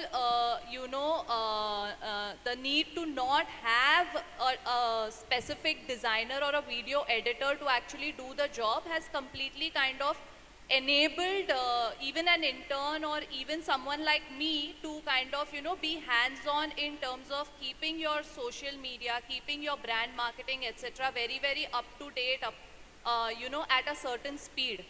And that is something that we have really sort of used it extensively in terms of, ensuring that the creatives, the entire video editing and everything kind of is done through AI. Whether we are using either Google Flow for that, Seed Dance, multiple other AI tools, which kind of gives us that, immediate result. Whether you are shooting half an hour back and, within half an hour, you have the video ready to be posted. So these are things. Apart from that, we recently kind of started using Emergent, where we are making a retail app for the retailers, because we are present across 1,000+ stores in Mumbai, right? We are creating a retailer app for the salesmen through Emergent, wherein you have all the data at one place, even when the salesman is going to the store, visiting various stores with GPS tracking, etc. So all of that is at, at your fingertips, wherein even if I am back at, office, I have tracking of what's happening on field. So even creating an app like this through Emergent has been very, very possible, because if I was again looking at this, a few years back, creating an app was like a 90-day route, roadmap that you would have. Like you will have an entire app team, a development team who will come back and tell you ये phase manner में ऐसे होगा and all of it, and इसको testing करने में 3 हफ्ते जाएंगे and things like that. And that's completely sort of erased now. And someone like you and I can actually be sitting and making an app and kind of making it functional within few days. I think that's the speed at which AI has enabled startup to kind of, do things and learn quickly and, execute. Because I think startup is equal to execution, and I think AI has enabled us to do that in a great way. On your second question, which was, I'm sorry. The question is that in the coming next 5 years, what opportunities should young entrepreneurs try to grab quickly? They should embrace those opportunities. And of course, what common mistakes they should try to avoid? I think from an opportunity point of view, what entrepreneurs in the next 5 years should grab is, I think it is all about, grabbing opportunity in terms of if someone has already started their entrepreneur journey today. I think next 5 years, it's all about saying that how do you want to scale in probably newer markets, in newer subcategories and things like that. And the journey for that has to begin way in advance, right? One of the things in terms of the entire startup journey is, of course, you initial 1 year or 2 years, you end up ensuring that the market you have started working in, you kind of create a success story there, and then you identify different markets to see that if your particular product resonates or the customer there identifies with a similar problem to be solved. And how do you open new markets for your particular product or your particular sort of brand in other markets is something that as an opportunity that I would expect entrepreneurs to kind of look at, right? And apart from that, the whole space of saying that how do you kind of also build different allied categories across the first category that you have gotten into. If you have gotten into, say, beauty and personal care, what are the different kind of allied categories that can be suitable for your space, and in the next 5 years, how do you kind of approach that and make, kind of become a part of that ecosystem as well? So those are the things. And of course, apart from that, opportunities like you mentioned, I think AI is here to stay. But again, talent still becomes a very, very important part, because things like culture, empathy, right judgment, all of these cannot be replaced by AI, right? So the opportunity of always keeping your eyes and ears open to the right talent is something that's critical, whether it's a 5-year-old or a 10-year-old company. So, well, that's really great to understand. And of course, we can see, Swati, that if we think about the examples like Zerodha, when it was launched in 2010 in our country, no one really believed into the idea that an open investment portal can be so hugely successful. And a democratic public investment platform can become today a $1 billion platform. And when the idea came up, no one really realized that future lies in this. So I'm sure that you're very right that despite the fact that there can be hundreds of opportunities, nothing can substitute empathy, the right judgment, the right decision making, and of course the young mind have to have the eye on those. So thank you very much for these ideas. I will be coming lastly to Mr. Manish for once, and after that, Advay, you will be over to Ms. Swati once again. I am really interested to know again on behalf of my students that entrepreneurship is often a lonely journey. We say that you are lonely at the top. So could you share one personal setback that became a turning point in your entrepreneurial career, and the leadership lesson, what it taught to you during that setback? Okay, so that's very interesting question. Why? Because we all go through different situations, different opportunities come to us, and it may not be personal, but when we work with startups, we very involved with the startups. That's where we, as entrepreneur mentors and enablers, are asked to refrain. Yes, in initial days, we would say, yeah, I am audible. So one lesson which all the students can learn from the entrepreneurial journey. So one of the startup I mentored long back was from Delhi Technological University, D.E.26, and the team members from DU. So fantastic team, and we all were working very hard on the startup. I was mentoring them right from scratch to a level wherein they just completed their graduation, left high-paying jobs. I mean, they didn't accepted the offers and started working on the startup idea. Working for students like sitting here, that what they should do after their graduation. Now it's a failure story for the startup, but learning from me, learning for all the students sitting here. While they were passionate, they offered the services to the students. It was very well accepted, and it was going fantastic. Till that time, it was free. And the day they launched the startup fully with, looking for payments for the services they were offering, they faced failure. Nobody was willing to pay for advice and pay for the advice which they thought was free. I mean, what to do after your graduation? You expect your peers, your घर में कोई बड़े हो भैया and all those to guide you, and that's what the platform was seen. So one learning which I would say for every student sitting here, if at all you try to do a startup, find as soon as possible your paying client.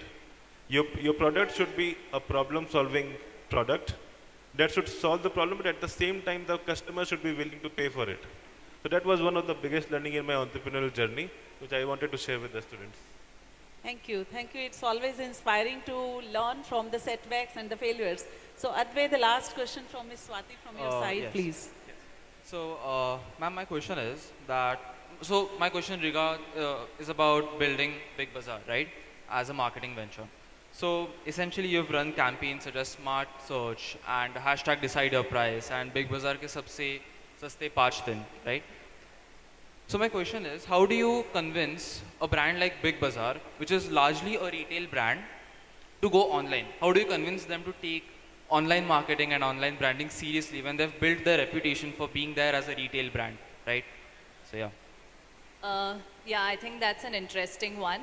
So this was way back in 2017, where we were one of the first, founding members of the digital team in Big Bazaar. So we had our meeting with Mr. Kishore Piani, and he said, ठीक है आप लोग आके यहाँ पे एक digital team बना दो and चालू करो. So of course, because of his, vision, or, he's open to kind of trying new things. But yes, like you said, it has been primarily, a very offline-driven, print-driven, ad-driven, TV advertisement-driven, marketing retail.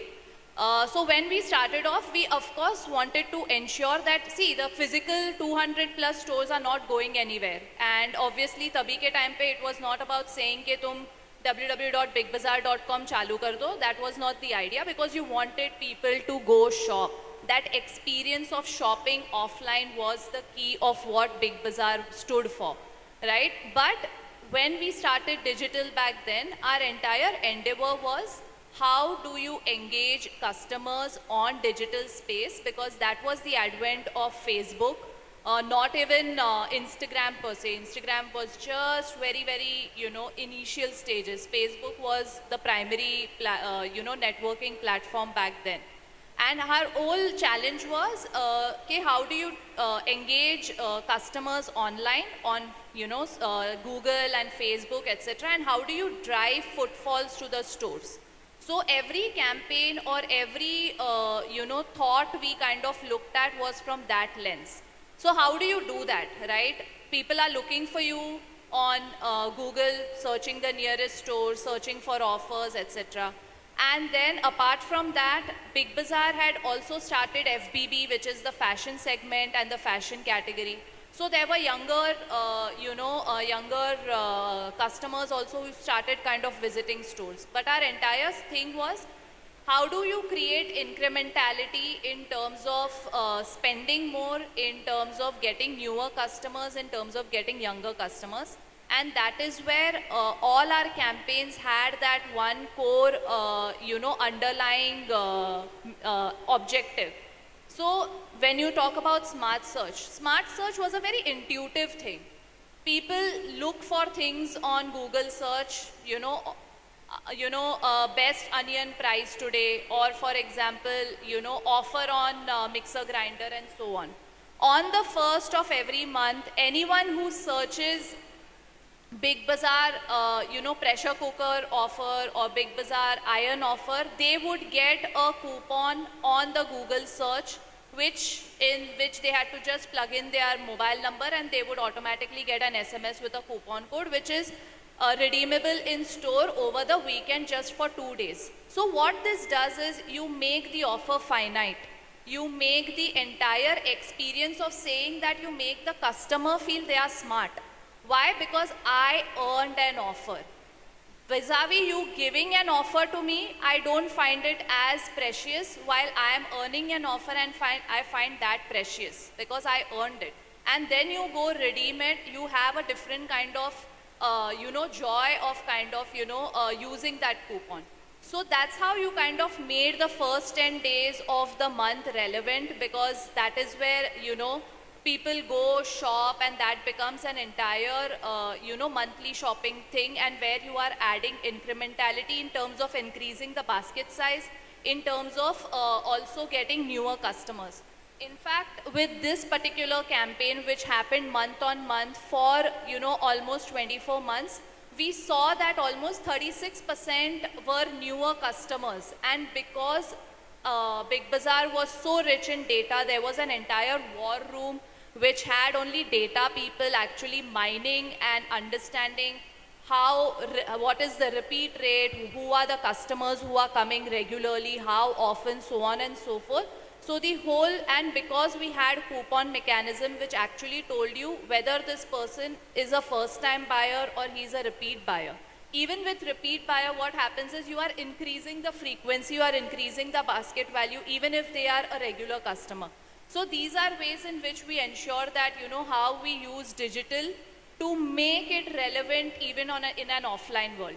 And today the same thing applies when you go online. You are visiting a website, you are again putting a coupon code there. All we did was we replicated that in an offline space wherein you had to do it at a point of sale in that sense. So, and another interesting one that you spoke of was doing a 24 hours Facebook Live, right? Again, this was an innovation to make the entire Sabse Saste 5 Din very relevant. It was happening year on year, year on year, year on year. And it was about time you brought in freshness, you made the brand relevant, young and so on. So that is where getting all the TV actors, celebs, creating like a 24-hour format which was running live. We had an association with Facebook, right? And in an entire studio setup. And every hour you were kind of giving out coupons. You had to SMS a particular code and you would get a coupon, and which was relevant just for those 5 days. So all of these things ultimately kind of added the experience of bringing online customer offline, and and building that experience largely of the brand owning the space of the entire digital ecosystem, yet making it relevant to the offline customers. So I hope I answered that. Yes, great experience, Swati, and of course this really calls for an applaud. Such a kind of experience which I am very sure, my dear students, is a masterclass in marketing, how to market and brand and position a product. So great, thank you, Swati. So before we end the session, we have the last 5 minutes. I'm coming up with the rapid fire questions with all of you, but I would appreciate only one word answer, or at the most a phrase answer. So the incubation centers nowadays are receiving thousands of startup ideas. And if you are going to fund an idea, what is the top quality you are looking in that idea? Only one word answer. I'm sure the students who are sitting here, they need to learn and listen carefully. If you have to get your idea funded, the experts are going to talk about it. So we would appreciate in this rapid fire round to give us one word answer, the top quality for that project, which will convince you that you are going to fund that idea. So customer centric, I would say. Any sector, it is irrespective of sector we are talking about. Yeah. Yes. I said the customer centric, it has to be centric. Great. I would say solving a real problem. That would be the... Yes. I think scalability. Great. Yes. So I would say all of these.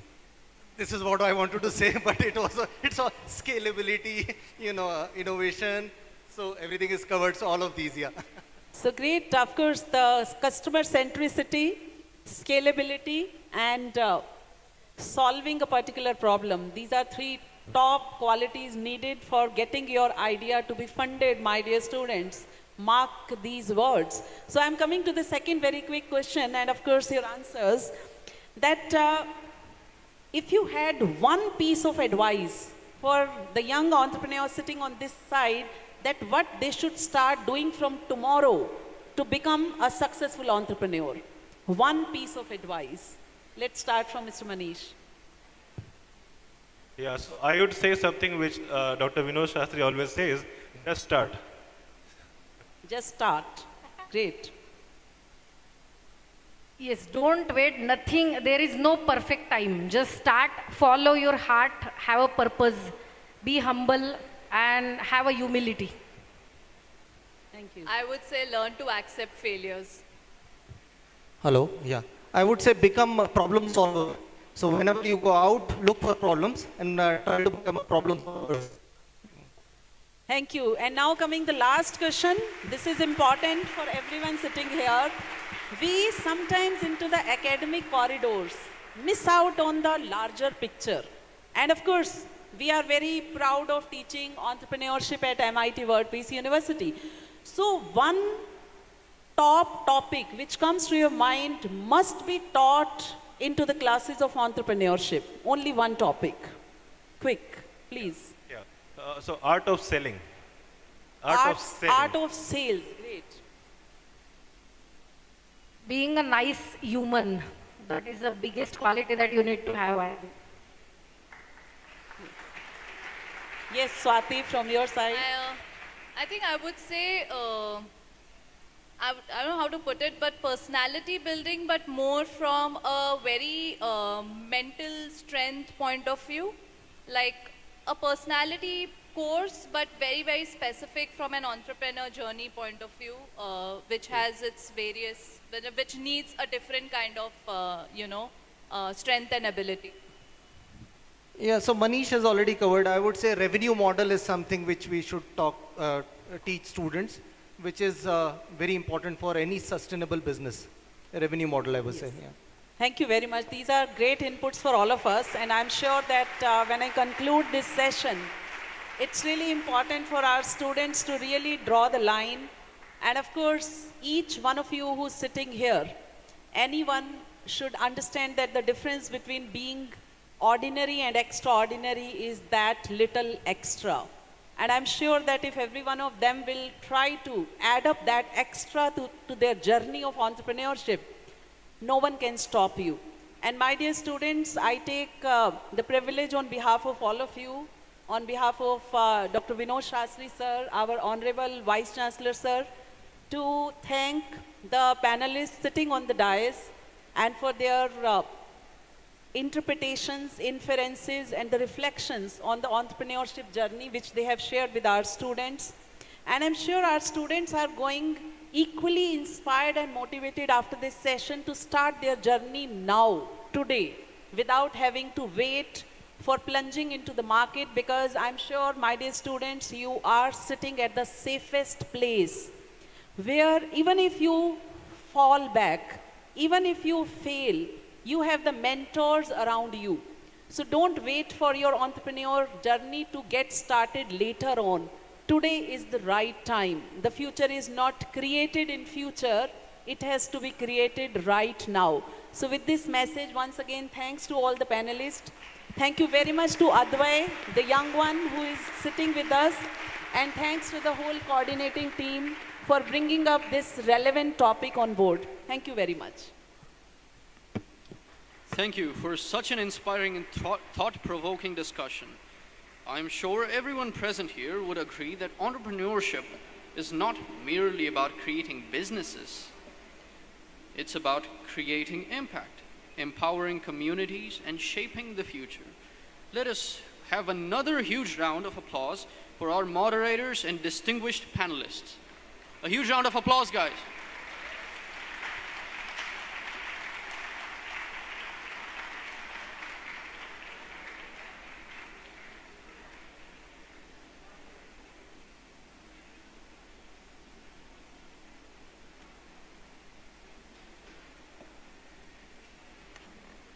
Once again, thank you to all the panelists for gracing the stage with your presence.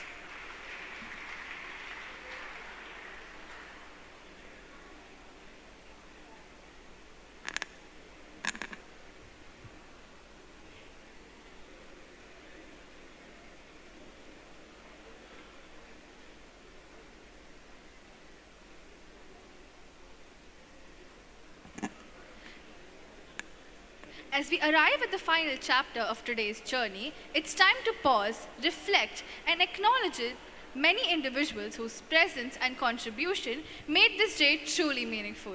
Every conversation heard today, every perspective shared, and every idea exchanged has added another layer to the spirit of Ride, a spirit that celebrates curiosity, collaboration, and the courage to innovate. Before we conclude today's session, we would like to capture this memorable occasion. So, I would like to formally express our gratitude and bring today's proceedings to a close.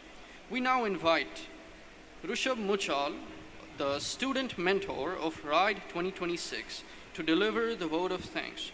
Ladies and gentlemen, please welcome with a warm round of applause, Rishabh Muchal.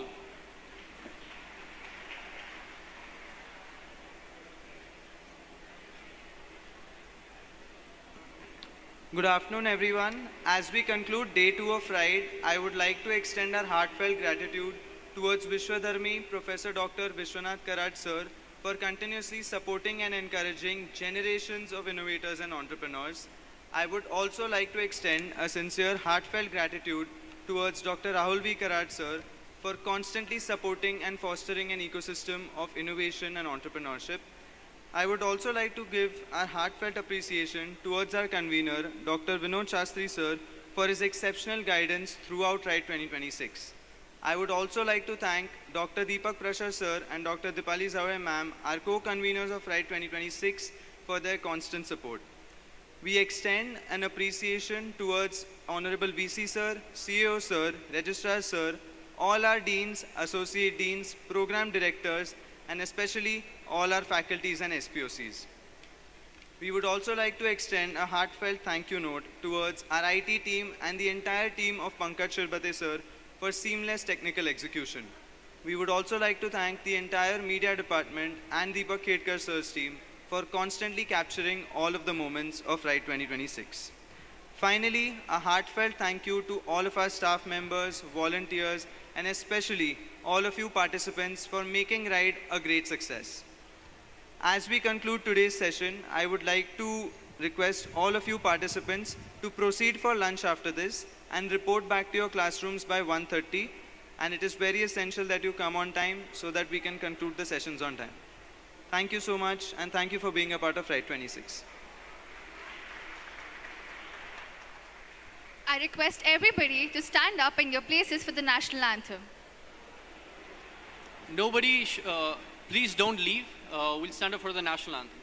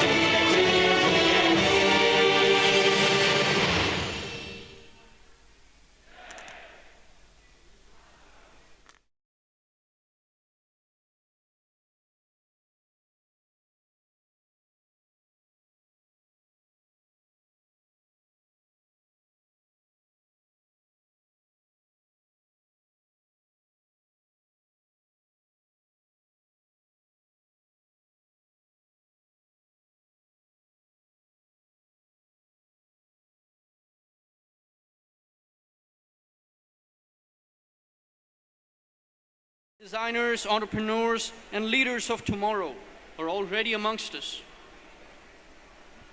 On behalf of MIT World Peace University, we extend our heartfelt gratitude to each and every one of you for being a part of RIDE 2026. Thank you for your enthusiastic participation, your energy, and your passion for learning. Until we meet again, we are your hosts, Prisha. And I'm Suesh. And in case you don't see us, good afternoon, good evening, and good night. Thank you.